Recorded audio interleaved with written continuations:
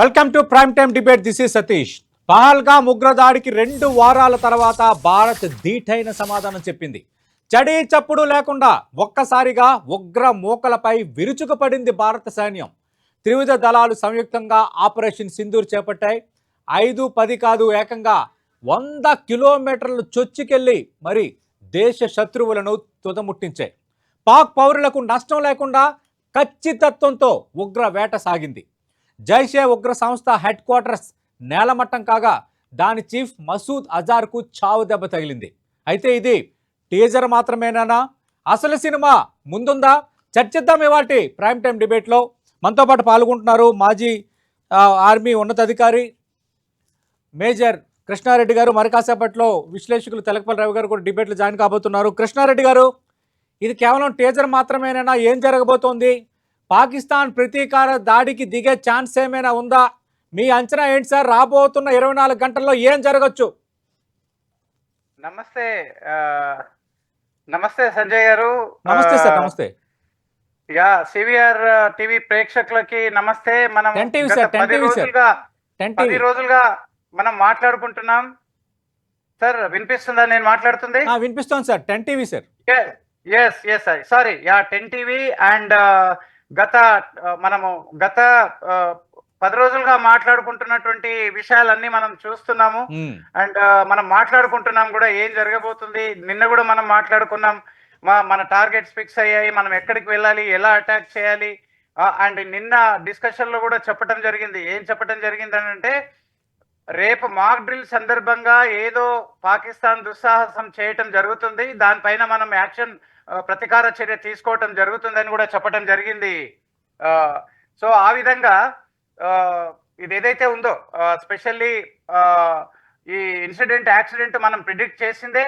And ఈ రోజు మనం హ్యాపీ దివాళీ అని చెప్పుకోవాల్సినటువంటి అవసరం ఉంది. మనము పోయినసారి బాలాకోట్ అయితే జస్ట్ లైన్ ఆఫ్ కంట్రోల్ కి క్రాస్ చేసి మాత్రమే వెళ్ళాము. ఈసారి లాహోర్ 100 కిలోమీటర్స్ దూరం వెళ్ళాము. మురిద్ అని ఒక ప్లేస్ ఉంటుంది 100 కిలోమీటర్స్ దూరంలో, దగ్గరగా లాహోర్ కి దగ్గరగా, అంటే ఇంటర్నేషనల్ బార్డర్ దాటి వెళ్ళాము సంజయ్ గారు. సో దిస్ ఇస్ సతీష్ గారు, it is not a joke Satish గారు. సో ఇది ఏదైతే ఈ మనము సాహసం చేసామో ఇది మనము ఎక్స్పెక్ట్ చేసిందే. అండ్ డెఫినెట్లీ ఇది ఫేజ్ 1 లో చాప్టర్ 1 మాత్రమే. మీకు అందరికి తెలుసు, ఇది జరిగిన తర్వాత ప్రతీకార దాడికి దిగే అవకాశం ఉందని మనం అప్రమత్తంగా ఉన్నాము. అట్లాగే మనం అమెరికాకి సిగ్నల్ పంపించాము. చూడు, నువ్వు సిగ్నల్ ఇచ్చినట్టు, నువ్వు చెప్పినట్టుగా మేము కేవలం టెర్రరిస్ట్ టార్గెట్ నే చేశాము, ఆర్మీ అసెట్ లో ఆర్మీని మనం టార్గెట్ చేయలేదు, ఆర్మీ ఏదైనా దుస్సాహసం చేస్తే మీ సంగతి చెబుతామని కూడా మనం సిగ్నల్ పంపించడం జరిగింది. అక్కడ నుంచి వాళ్ళకి సిగ్నల్ రావటం కూడా జరిగింది. సో ఈ విధంగా ఏంటి అని అంటే, ఈ రోజు పాకిస్తాన్ కి మనం లగాన్ వేసి పెట్టాము, నువ్వు ఎక్కడ ఏం చేయటానికి వీల్లేదు అనే ఉద్దేశంతో మనము చేసి పెట్టాము. తర్వాత తప్పకుండా ఈ రోజు రేపు ఏదో ఒక కార్యక్రమం చేసే ప్రయత్నం అయితే తప్పకుండా పాకిస్తాన్ చేస్తుందండి. అండ్ డెఫినెట్ గా దానికి మనం రిటాలియేట్ చేస్తాము. అండ్ ఒకసారి మీకు మార్నింగ్ అటాక్స్ గురించి చెప్పాలని అనుకుంటే, ఎగ్జాక్ట్లీ 144 కి మన ఫైటర్ జెట్స్ వెళ్ళాయి, రాఫెల్స్. మనము కని విని ఎరగని పేరుతో వెళ్ళాయి అవి. ఇన్ఫాక్ట్ బ్రహ్మాస్ మిజైలా లేకపోతే వేరే ఇంకా పినాకనా ఇంకేంటి మిజైల్ అనేది మనకు ఐడియా లేదు, కానీ హ్యామర్ అనే పేరుతో మనము ఈ రోజు వింటున్నాము. అండ్ నేను మీకు చెబుతూనే ఉన్నాను, దెబ్బ మీద దెబ్బ వాళ్ళకు పడుతుంది. మన క్రూజ్ మిజైల్స్ చాలా క్రూషియల్ గా ఉంటాయి, డివాస్ చేస్తాయి, నాశనం చేసేటటువంటి సత్తా మన వాటిలో ఉంటుంది అని చెప్పడం జరిగింది. అదే విధంగా రాఫెల్ తో ఫిక్స్ అయినటువంటి ఈ హ్యామర్ మిజైల్ ఏదైతే ఉందో చాలా డీప్ గా వాళ్ళని డ్యామేజ్ చేయడం జరిగింది. 9 టార్గెట్స్ లో పిఓకే లో మనకి 5 టార్గెట్స్ ఉన్నాయి, 4 టార్గెట్స్ ఇంటర్నేషనల్ బార్డర్ వెళ్ళి చేయటం జరిగింది. అండ్ మీరు ఇంతకు చెప్పినట్టుగా ఏదైతే మసూద్ అజార్ ఉన్నాడో వాడి ఫ్యామిలీ 15 ఫ్యామిలీ మెంబర్స్ చనిపోయినట్టుగా ఉంది. అండ్ నేను చూసిన విషయం కూడా ఏంటి అంటే, నేను కూడా చనిపోయి ఉంటే బాగుండేది అనేది న్యూస్ లో చూసినటువంటి విషయము. వాడు కూడా చస్తాడు, ఈ రోజు కాకపోతే రేపు ఎల్లుండో ఉంటుంది తప్పకుండా. అండ్ ప్రస్తుతానికి ఎస్కాలేషన్ లాడర్ ఇక్కడ ఉంది. అండ్ ఆ లాడర్ ఎంత అంటే కొంత టెంపరరీగా మనము అంటే అటాక్ చేయకపోవచ్చు, లేదా పాకిస్తాన్ కూడా క్వైట్ గా ఉండే అవకాశం ఉంటుంది. కానీ ఇది ఇంతటితో నేను చెప్పినట్టుగా ఫేజ్ 1 చాప్టర్ 1 అంటే ఏంటి అంటే, ఫేజ్ 1 లో చాప్టర్ 1 మనం 10-12 కృష్ణారెడ్డి గారు ఆల్రెడీ డిబేట్ లో జాయిన్ అయ్యారు. ప్రముఖ విశ్లేషకులు తెలకపల్లి రవి గారు నమస్తే సార్. నమస్తే సతీష్. రైట్ రవి గారు, మీతో మాట్లాడే ముందు మీతో మాట్లాడే ముందు కృష్ణారెడ్డి గారు, ఒకవేళ పాకిస్తాన్ అటాక్ చేయదలుచుకుంటే ఏ స్థాయిలో ఉండొచ్చు, ఎలా ఉండొచ్చు, 24 గంటలు ఎక్స్పెక్ట్ చేయొచ్చా కృష్ణారెడ్డి గారు? సార్ 24 గంటలు ఎక్స్పెక్ట్ చేసినా, వాళ్ళు ఎప్పుడు చేసినా కూడా India ready to face any eventuality. మన మిజైల్ సిస్టమే కానివ్వండి, ఎయిర్ ఫోర్స్ సిస్టమే కానివ్వండి, నావల్ కానివ్వండి, ఇండియన్ ఆర్మీ అన్ని కూడా అప్రమత్తంగా ఉన్నాయి. పాకిస్తాన్ ఏ కదలిక మనకు తెలుస్తుంది. And Pakistan suffering like anything అండి. నిన్న ట్విట్టర్స్ ని అందరినీ బ్లాక్ చేసిన తర్వాత మీకు తెలుసు, పాకిస్తాన్ కూన్ బేహేగా, ఆటం బాంబ్ దాలేగా, మీకు తెలుసు కదా, మాట్లాడుతూనే ఉన్నారు కదా. సో ఇవన్నీ అంటే ప్రపంచానికి మిస్ కమ్యూనికేషన్ పంపించడం ద్వారా ఒక వచ్చేటటువంటి ప్రాబ్లం ని మనం ఆల్రెడీ ట్విట్టర్ తో 2 రోజుల ముందే బ్లాక్ చేసాం కంప్లీట్ గా.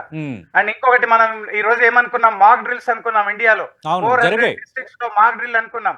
నేను నిన్న ఛానల్లో, బహుశా మీ ఛానల్లోనే అనుకుంటాను, నేను చెప్పింది ఏంటి అని అంటే, ఈ మాక్ డ్రిల్ చేస్తున్నటువంటి ఆ సందర్భంలో పాకిస్తాన్ దుస్సాహసం చేసే అవకాశం ఉంటుందని కూడా చెప్పడం జరిగింది. సో అదే నైట్ రోజు లైన్ ఆఫ్ కంట్రోల్ లో normal firing, small arms firing జరిగేది. ఈ రోజు వాళ్ళు ఆర్టిలరీ ఫైరింగ్ కూడా చేయడం జరిగింది ముజఫర్పూర్ ఏరియాలో. అవును సార్, అవును. దాని తర్వాతనే మనము ఈ యాక్షన్ తీసుకోవడం జరిగింది. ఇది ఇంటర్నేషనల్ కమ్యూనిటీకి కూడా తెలియాల్సినటువంటి అవసరం ఉంది. అండ్ డెఫినెట్ గా పాకిస్తాన్ కి బుద్ధి చెప్పే, అంటే కేవలం మనం స్టార్టింగ్ మాత్రమే, జస్ట్ ఇది ఇగ్నైట్ మాత్రమే, ఇనిషియేట్ మాత్రమే. డెఫినెట్ ఖచ్చితంగా మిగతా కూడా మనం మాట్లాడదాం. పాకిస్తాన్ కవ్వింపు చర్యలకు ఖచ్చితంగా పాల్పడొచ్చు అన్నది ఒక అంచనా. పాక్ రక్షణ మంత్రి అయితే మేము ఈ విషయంలో కొంత ఆచితూచే వ్యవహరిస్తున్నాము, అలాగే ఉద్రిక్తతలు తగ్గుముఖం పట్టేందుకు సిద్ధంగా ఉన్నామని ఒక సంకేతం అయితే ఇచ్చారు. కానీ మనకు తెలుసు, ఎక్కడైనా దేశం చేతులు ఆర్మీ ఉంటుంది, కానీ ఆర్మీ చేతులు దేశం ఉన్న పరిస్థితి ఒక పాకిస్తాన్లోనే ఆ వైచిత్రం మనకి కనిపిస్తుంది. కానీ అందుకు ఖచ్చితంగా ఏదో ఒక రకంగా పాక్ దాడి చేయొచ్చు అన్నది అందరూ అంటున్నది. చేస్తే ఏ రకంగా, ఏ మోడల్లో చేయొచ్చు? ఎందుకంటే రాజస్థాన్, పంజాబ్, గుజరాత్, అటు JKLOCతో పాటు ఈ 3-4 రాష్ట్రాల బార్డర్ కూడా పాకిస్తాన్కు ఉంది. ఎటువైపు నుంచి చేయొచ్చు, మీ అంచనా ఏంటి? యాక్చువల్లీ ఇప్పుడు మనము పాకిస్తాన్ గురించి ఒకవేళ ఆయుధాల ప్రకారంగా అంచనా వేసినట్టయితే, వాళ్ళు by air to surface missiles అయితే ప్రస్తుతానికి వాళ్ళు యూజ్ చేయలేరండి మన మీద.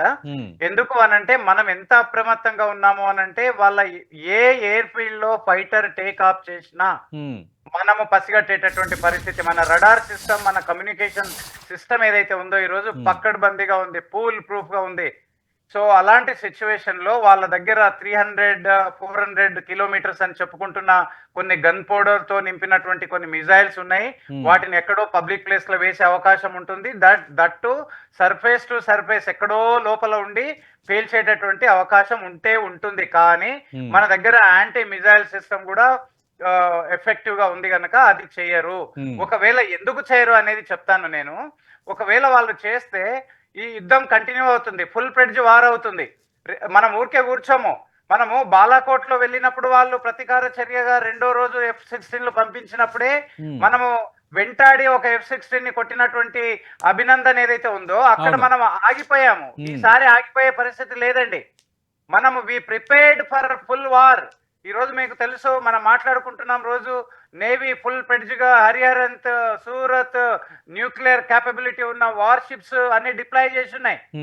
రైట్.